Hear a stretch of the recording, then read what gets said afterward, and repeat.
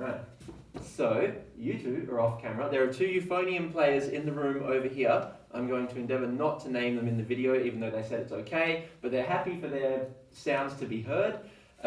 This is first lesson back. We're going to start with a quick recap of our seagull diagrams. If you're watching on the video over there, we've had a trumpet class already filled this in, so they knew that in the middle of their seagull was C major, which is no sharps or flats. We're going to do the low brass version now for baritones, euphoniums and trombones. And should we do this the quick way where I just tell you the answers because you've already got it in your journal, or do you want to try and guess some? No? Can you at least tell me what belongs in the middle of our seagull? What is the first scale that you ever learned to play? Okay, fantastic. So, in the middle of our seagull for low brass, we have B flat major. How many flat notes? Well, B flat, obviously, and E flat, so 2 flats. Going this way on our seagull, this is so funny as I'm talking to that and talking to you. Going this way, we are adding flats. Can you remember what the scale with 3 flats, it's right in front of you, what scale goes with the key signature of 3 flats?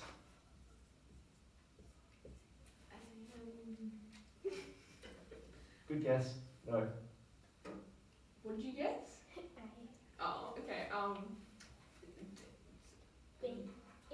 E. C. E. I'll take, someone said the letter E, let's go with that. Yeah. We have E flat major is the step 2 key with 3 flats in it. And at the end there we have A flat major, which we are doing today. That is our step 3, 4 flats. Cool. And over the other side, for trumpet players, when you go right, you are adding sharp notes, 1 sharp G major and 2 sharps D major. For low brass, we are removing flats. So if we go from B flat major and we head this way, we go to 1 flat. Any guesses, or should I just fill it in? Okay. No. Oh.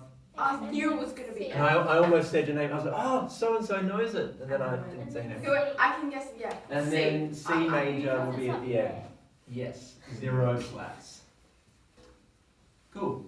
And we've had that in our journals since way back at the start of this year. And we may even, depending on what class people were in last year, you may have even done like a sheet that had, here's a 5-note version of this scale, here's an 8-note version of the scale, here's hot cross buns, all that kind of thing.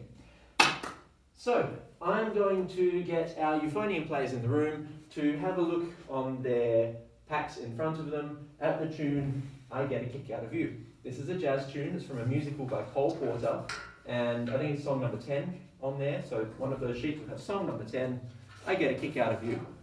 Here is how it sounds in the musical, and I'm going to skip about 40 seconds into the YouTube version that I've got here.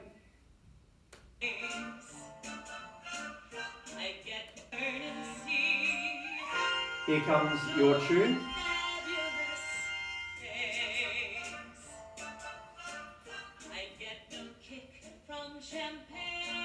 Coming up to line 2, I think.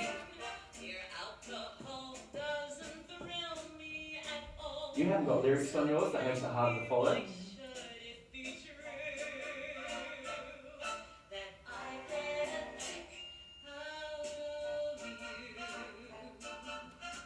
Alright, I'm going to pause it there. What style are we in again? The classical? Is it rock? Swing. So we're in a jazz style. It's either a fast 4, 1, 2, 3, 4, 1, or I think you guys have a C with a slash through it. Mm-hmm. Do you remember what that stands for? Or what it means? C stands for common time. Yep, and the C with the slash is Not common. Great answer. It is cut common, and it's the same sometimes in classical music. You'll see it as 2-2, meaning a double time. You play it twice as fast. So all you have to do here is search on YouTube. I'm going to talk at the camera again. Search on YouTube. I Get a Kick Out of You, but I want you to look up the version from Anything Goes, because there are lots of versions of this. Ella Fitzgerald, very famous jazz singer, she's done versions of this. Michael Bublé, modern day jazz singer, he's done versions. But when you don't listen to the original musical version, often they kind of interpret the rhythm very differently. And I want you to hear the version that has all these triplets in. What does it mean? In that first line, obviously the weirdest thing is that some of the minims, the 2-beat notes, have a beat box and a number 3 over them. What would it mean if you just had, say, quavers, TTs, and you had 3 of them with the number 3 over it. What's that called? Have you seen that before? It would look a bit like this, 3 notes with the number 3 over it like that. Seen that before? Maybe? No? Okay. That's usually just referred to as a triplet, and that's when you fit 3 quavers into 1 beat. So if this is the speed, 1, 2, 3, 4, da, da, da, da, da, da, da, da, da. If you had 3 crotchets, ta, ta, ta, with the number 3, triplet crotchets means you're fitting 3 tars, 3 crotchets, into 2 beats. So here's our beat again. That would be ta, ta, ta, ta, ta, ta, ta. Basically, you're putting 3 even notes across 2 beats, and mathematically that's weird. Okay, we're working in fractions here. What you have on your sheet music is even more confusing. You are fitting 3 minims into a single bar. So how many beats normally in a bar? 4. Even we're ignoring the cut common thing for now, just pretending it's 4, 4. 4 beats in a bar, you're going to fit 3 even notes into it. That is where listening to the YouTube clip is so helpful, because you can just go, oh, that's how it sounds. So, if you had journals here, first thing you would do is write down, search on YouTube, I Get a Kick Out of You, and the name of the musical is Anything Goes.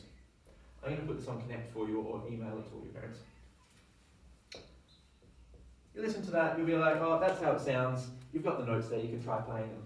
Next, can you please tap your right foot to the beat of this song? I'll show the people on the camera what it is.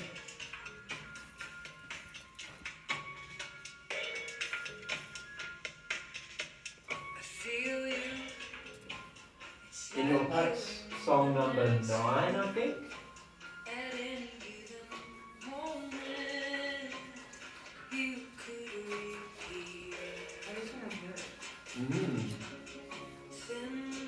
This is Sarah Bareilles singing. She is a beautiful singer and amazing piano player, writes lots of music. This is the verse that she's singing at the moment. What you have is the chorus, so we'll wait another 20 seconds or so. This is the pre-chorus. Can you please tap this beat with one of your feet? Fast or slow tempo? Slow, yeah. Coming up to what you've got on your page now.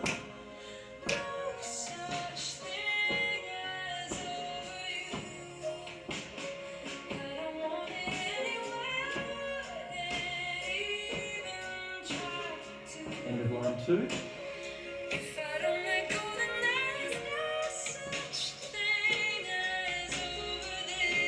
Here come the triplets in line 4, quavers. 1 and 2 and 3 and 4 and ending. Okay, so that's the section I want you to play for me. Can you please play me the first, play me an E flat, because at the moment we're in the key of E flat major. Let's see how it compares to the key that she's in. Let's hear an E flat note. First valve. She was in the key a whole step lower. So she's in the key of D flat major. We don't know D flat yet, but that's all right. We're just going to learn it in this key. And I'm going to sing the first phrase at you, but I'm going to instead of starting way up high on high E flat, we're going to pretend it's low E flat. So we're going to go E, G, B, A, G, A, G. I'm going to sing that for you again. I want you to try and play it back to me. And euphonium player A, what fingering is it for A flat? A flat is first. First valve, good. So trumpets, that would be B flat for you guys. Have a look, this is the first phrase of No Such Thing.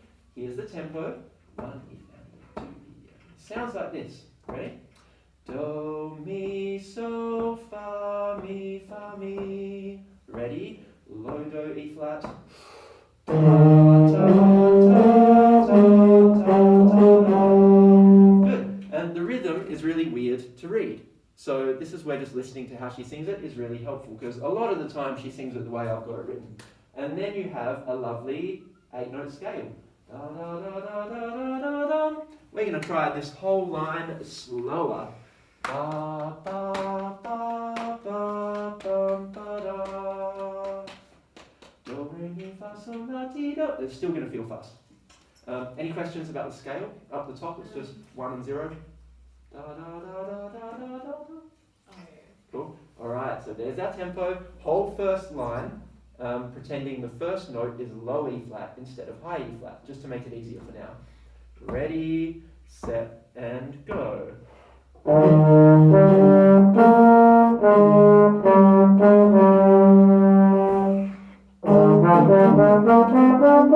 Nice. And then for line 2, we're going to start up high still, because after you've done that scale, your E flat will come out nice and high like it did just then for euphonium player A. Great job, euphonium player A. Good. Let's string the whole thing together. Do you want to hear her sing it again? Is that helpful? Yeah. Yeah. All right. So I'm guessing it's about 45 seconds in. Nearly. So this is coming up to the chorus. 1 E and a 2 E and a 3 and 4.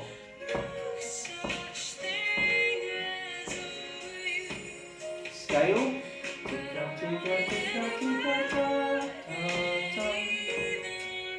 Next scale goes up to high F, which would be open. High F.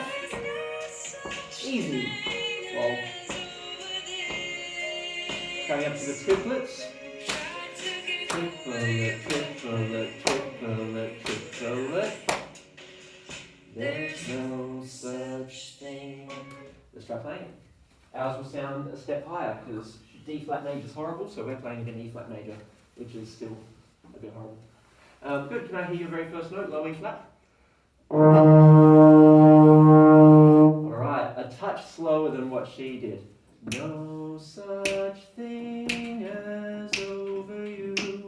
Ready, set, from the start.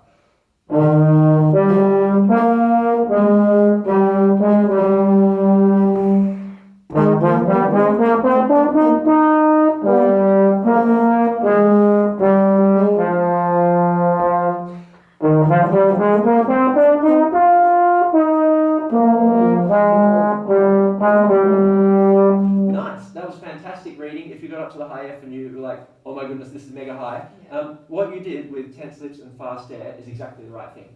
But it will take time to train your lips to not freak out. Yeah. So basically same embouchure as high E flat. Trumpets, that's your high G. For them it's high F, so you're keeping that same tense lips, fast air as the rest of the top of that scale. And you just continue up with a beautiful sound up to open high G. Can we go right on the triplets bit? This is the last line of your page. I think you guys have G, F, F, F, E, E, E, C, C, then down to low G, 1 and 2, and low F.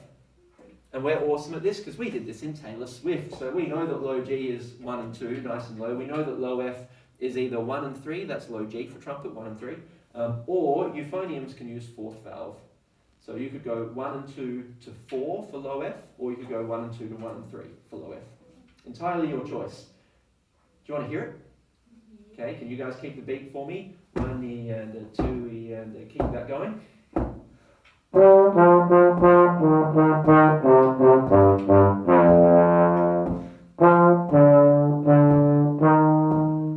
Ending's easy. I'm worried about the triplets. Let's try the triplets slowly. 1, da da da da da da. Ready and go.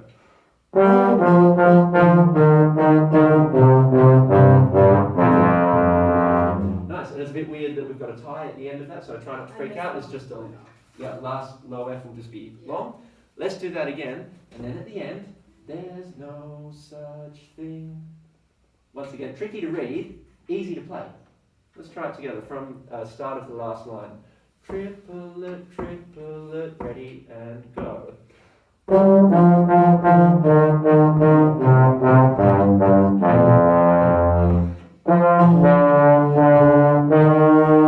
Yes! Okay, sounds awesome. I just had a horrible thought. What if I didn't actually press record? I'm just going to check. I hope I did. Oh, great success. Alright, so the next thing that you would write in journals, if you had journals here, is listen to Sarah Bareilles singing No Such Thing. Obviously, you can't play along with her recording because she's a whole step lower. So if later on you're like, you know what, that's actually a pretty song, I'd like to try it, you would need to transpose the whole thing down one step. So E flats will become D flats, and so forth. We'll worry about that later. What did we do to the first note to make it easier to start it off? Yeah, we dropped it down to low E flat instead. So trumpets, instead of starting on high F straight away, practice it with low F as your first note. And then later on you can start up on the high F and hopefully get a good sound. Moving on, step 3 pack. Everybody is now starting the next key, which for us is A flat major. For trumpets was B flat major. And I have some copies right here. So I'm going to hand these out. If you don't have a printer at home or you've run out of ink, then you can keep this. If you do have a printer and you know you can print this out when you get home, then maybe leave these on the stands for someone else to take who doesn't have a working printer. Otherwise I have to make like 1 million copies and destroy many, many rainforests. Alright, so first things first. Step 1, name all the flats. I'm going to pick on euphonium player B, who will remain anonymous. Euphonium player B, can you please name as many of those 4 flats as you can? A, B, D, E. Is correct. Good. Euphonium player A, what's fingering for B flat? What's the fingering for E flat? What's fingering for A flat? And what's fingering for D flat? And there are 2 possible answers here. That. Note that. I like that answer. This one? The second of the potential answers was 2 and 3. So trumpet players, this would be your E flat note. When it's at the bottom of the stave, and for us this is our D flat in the middle of the stave, it's 2 and 3. When you have the high version of this, like at the end of Come Follow Me, the second round on your page, you can use second valve only. It is possible to play the high version of D flat, E flat for trumpets. It is possible to play the high version of D flat with 2 and 3, but it's easier to lock it in with your lips if you just go second valve. We are going to skip past ding dong because we've played the ding dong round in the key of B flat major before. That was in our step 1 pack. Now we're going to jump down to Come Follow Me. Now because I am the most tech savvy teacher that ever lived, that's a joke, I used that a cappella app that I did a tutorial on to record a demonstration of how this should sound. So I go to the Continuing Students playlist on my YouTube channel and I'm going to find the Come Follow Me demonstration.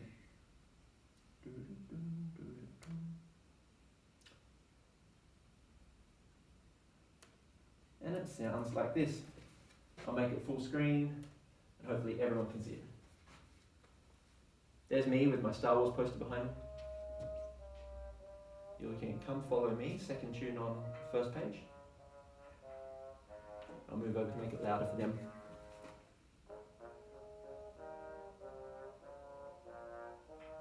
So like all the other rounds, each group starts after the other. Next group starts.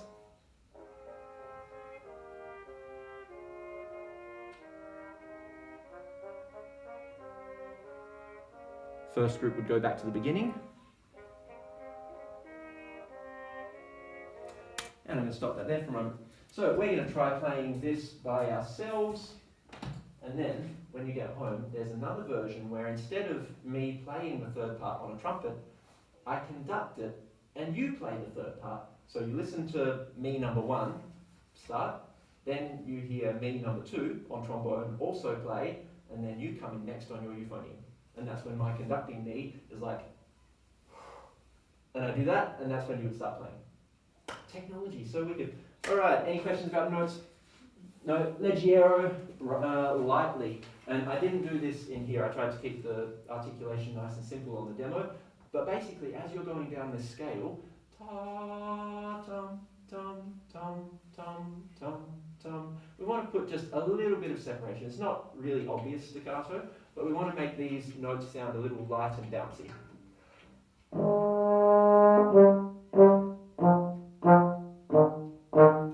That's probably a bit too much staccato, somewhere in between. Let's try it. From the beginning, see how far we can get. If you make a mistake, just try and keep going. And at home, you can use clap, sing, play to make it as good as possible. Can I please hear high A flat? This is now high Do. Good. From the start, let's see how far we can go. 1, 2, beginning.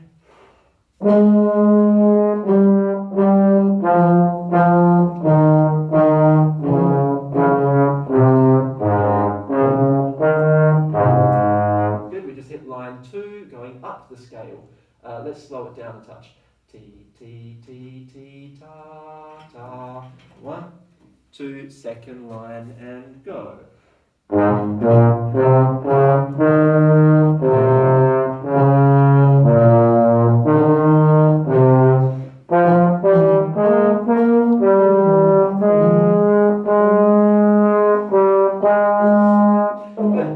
Euphonium player A, what is something that you would focus on if you're practicing this at home and you can go at your own speed? Practice on getting the right notes. Right notes, okay, so maybe the fingerings for the D flats? Yeah. Is that the trickiest thing there?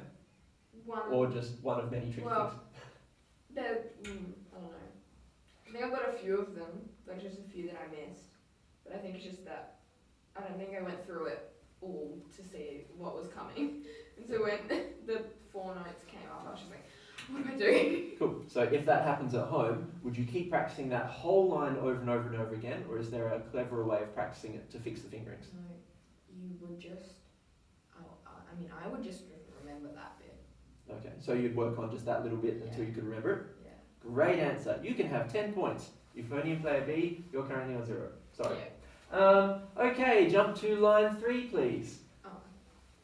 Take a moment to look at line 3. We are starting up on that first valve still, so we just finished on A flat, first valve, and we're starting up on high C. Imagine how that's going to feel, and we're aiming for that same big, beautiful sound. Tom, ti, ta, ta. 1, 2, third line.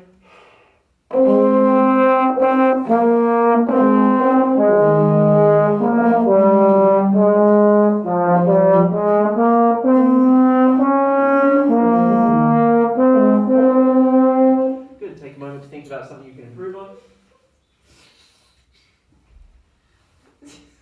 Sorry. And let's try that again. Funnily enough, laughing might help with the high C. Yeah. Trumpets, line 3 starts on high D, first valve, and your high E flat near the end of that line would be second valve. Here we go. 1, 2, last line.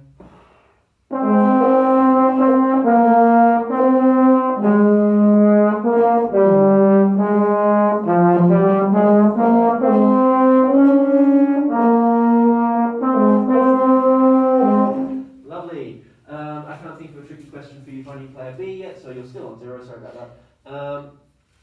If we had our journals, you would write down, basically practice all the rounds. How many rounds are on this sheet? Is song number 3 and maybe even song number 4, are they rounds as well? 3. Have they got the different group numbers in boxes? No. Yeah. Yes. 3 is? Okay, cool. So basically for all these rounds, what's the strategy that we use, or an acronym that we use for a practice strategy for easy songs like these? Practice the first line and then practice the second line. Okay, break it into smaller bits, but by acronym I mean like a series of letters that remind us of a process. Possibly the first letter would be C, and then there would be another. Oh, poor Euphonium player B, you're going to know this. Euphonium player A, what am I looking for? CSP. CSP, clap, sing, play. She's like, oh yeah, that thing. Clap, sing, play is a good way to approach these easy ones.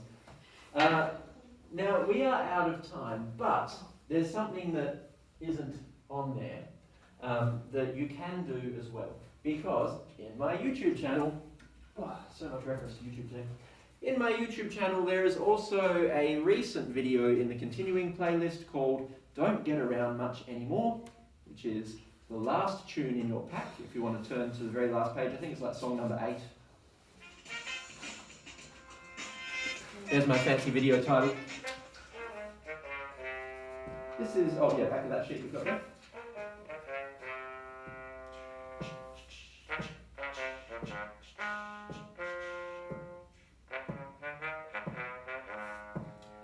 You have a 15-minute lesson on this tune. Luckily for us, it's pretty much all of those notes that we've just practiced in the more classical pieces. There are a couple of things to watch out for though. Thing number 1 is that there are sections, da-doo-be-da, ba-doo-be-da, leading up to the repeat sign in line 2. So find that repeat sign in the second line. Leading up to that, you've got some chromatic runs. What do you think I mean by a chromatic run or a chromatic melody? What does chromatic mean? Have you heard that word before? No? Basically, it's anywhere that instead of just following your regular scale, A flat, B flat, C, D flat, E flat, you're adding in some accidentals, some extra sharps or naturals that don't belong to the basic major or minor scale. So, in our case, we have that video. There are 2 warm-up exercises that I show you on trumpet in that video. Your job is to try both of them. The first one just uses the regular old major scale. Do, re, mi, fa, sol, la, ti, do. That one's pretty straightforward. You should be able to do it because we just did it in Come Follow Me. The second one is what you need to focus on this week, and that is a chromatic scale where you fill in all the missing notes: A flat, A natural, B flat, B natural, C, D flat, D, E flat, E, F, G flat, all the way up, and you do a warm-up that then allows you to play this tune really, really well. Sounds really complex, but there is a whole video there. You have to go watch it and try and play this tune. Any questions? Euphonium player A or euphonium player B, who I managed to not accidentally say your names? No? Lovely. So you've got plenty to be working on this week. Have a good week. Please mind your hand washing and try to avoid people that are coughing and all that good stuff. And socially distance if you somehow can at school. And I hope to see you healthy and well next week, able to play all that stuff. I'll put it on Connect or email it to families. Thank you.